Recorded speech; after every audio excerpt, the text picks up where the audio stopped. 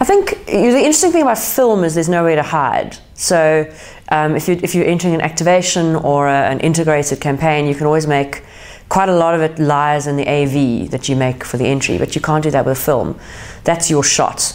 It's got to speak for itself. You can't put in an AV that explains the film, or you can't dress it up. The film's got to stand on its own, and it's got to live in a room full of people that without you having to explain what the context was.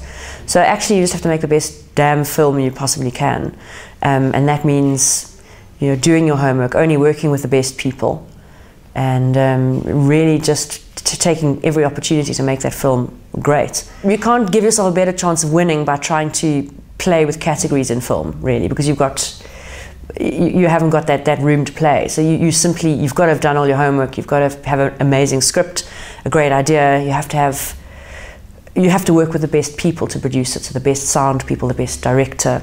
You have to agonize over the edit. You've got to agonize over the sound. So by the time you've come to enter it, you've actually done all the work that will help you win. So you can't suddenly smarten it up and polish it and put it into a beautiful entry AV. I mean that's film is stark. Your ad flights on a screen all on its own with everybody else's ad, and that's it. If you haven't done your homework, you can't rescue it at the 11th hour by finding a clever category. It's the jock category. It really is. Loeries have become harder and harder to win. It used to be fairly easy, relatively easy to get a finalist. It's becoming harder and harder. And I know that is deliberate. And I think there has to be a very fine line between making it not that easy to win and making it impossible. So it's very difficult to get a finalist now. If you can get a finalist, you consider you've really done well. Unlike Can, D&AD particularly, they've got a whole lot of categories. So you can always do your homework and find a clever little category to enter your thing into, which will up its chances of winning. Loeries is less so. So the categories are more straightforward, which is good because it means I won't call it cheating, but there is a game that you can play with your entries, that you can try and find a category that increases the chances of winning. But with Loeries, there's less of that leeway, there's less of that wriggle room, which is good. I guess, when it comes to integrated campaigns, and I'm sure lots will be said about this, so when you come to integrated campaigns, ambient, any time where you have to make an AV to explain your entry, the tolerance level for AVs is rapidly decreasing.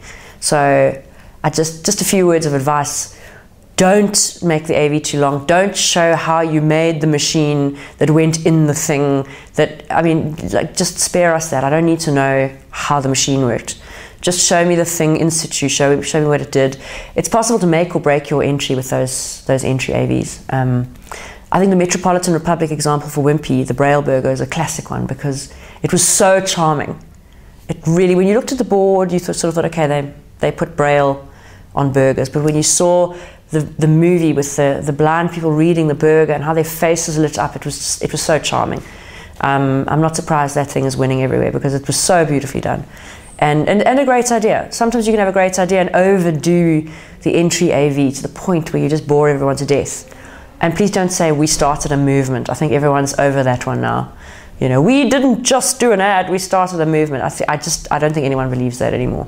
Unless in fact you did start a movement and you overthrew a government, then perhaps you could say that.